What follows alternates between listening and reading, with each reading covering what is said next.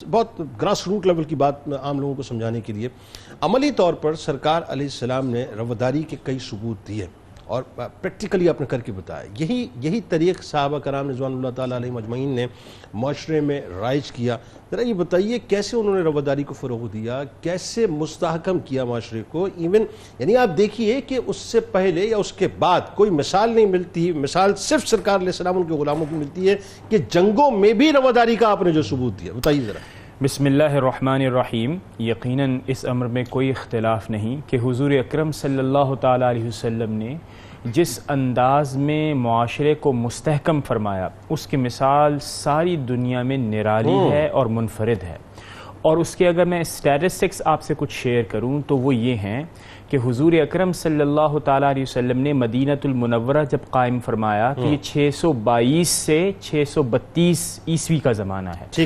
ان 10 سالوں کے اندر حضور اکرم صلی اللہ تعالیٰ علیہ وسلم بوجوب اسباب جو کہ وہاں کی کنڈیشنز تھیں اس کے لیے تقریباً کوئی 100 غزوات اور سرایا ہوئے. درست. ان کا نتیجہ یہ نکلا کہ دشمن کے 150 افراد ہی قتل ہوئے, مقابلتاً مسلمانوں کے تقریباً 100 سے زائد مسلمان شہید ہوئے.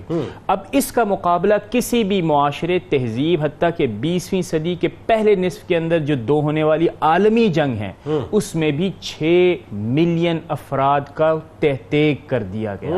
اس سے پتہ چلتا ہے کہ تہذیب, اخلاقیات کہاں پر ہے.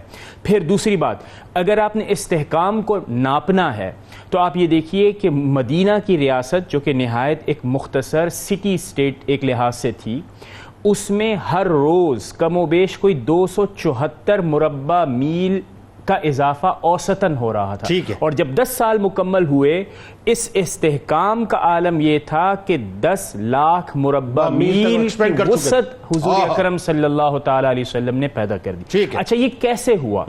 اگر آپ اس کی روٹس کو دیکھیں گے تو حضور اکرم صلی اللہ تعالیٰ علیہ وسلم سے چند مٹھی بھر مہاجرین تشریف لائے. کس کے لیے؟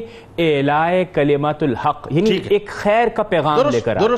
لیکن دشمنوں نے جو سازشیں بنی اور پھر جو نئے معاشرے کے معاملات تھے اور پھر وہاں پر بھی جو ہوسٹ یعنی میزبان معاشرہ تھا جن کو ہم انصار کے نام سے آج جانتے ہیں, ان کے علاوہ یہود اور مشرکین کے قبائل بھی موجود تھے.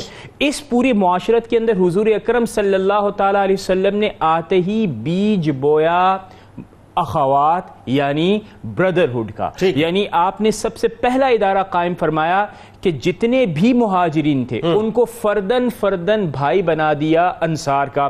یہ ہے پہلا اسٹیپ جس کے نتیجے میں جو انصار تھے ان کے اندر اتنی محبت بھر دی حضور اکرم صلی اللہ تعالیٰ علیہ وسلم نے کہ انہوں نے اپنے گھر کے اندر, کاروبار کے اندر.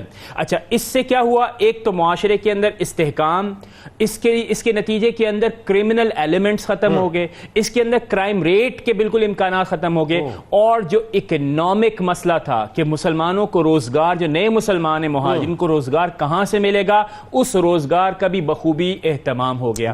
اب آپ آ جائیے انٹرنل پولیٹیکل سٹیبلٹی, اس کو آپ نے کیسے قائم کیا؟ آپ نے وہاں کے یہود و نصارہ اور مشرکین جو تھے وہ ٹرائبل سوسائٹی تھی, وہ سینٹرلائز نہیں تھی. حضور اکرم صلی اللہ تعالیٰ علیہ وسلم ہر ایک کے پاس گئے جو نہ مسلمان تھے.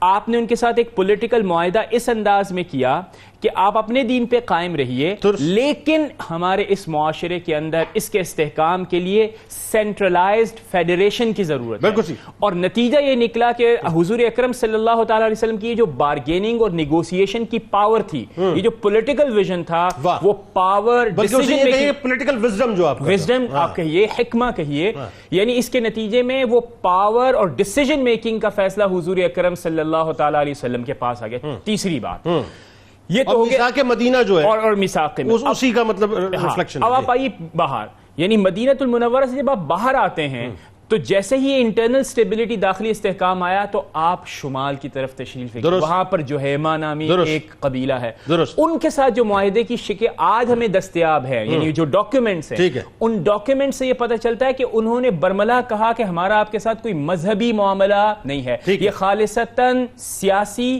اور فوجی معاہدہ.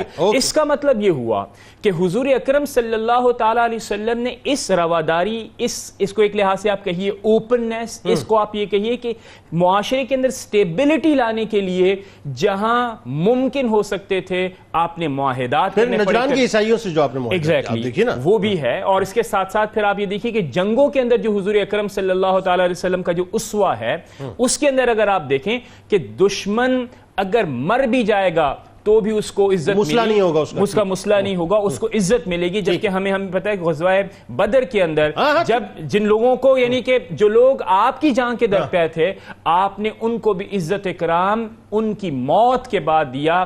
اس سے بڑھ کنویں میں دفن کیا تاکہ لاشوں کی بے حرمتی نہ ہو، جانور ان کا مسئلہ نہ کر. یہ ہے.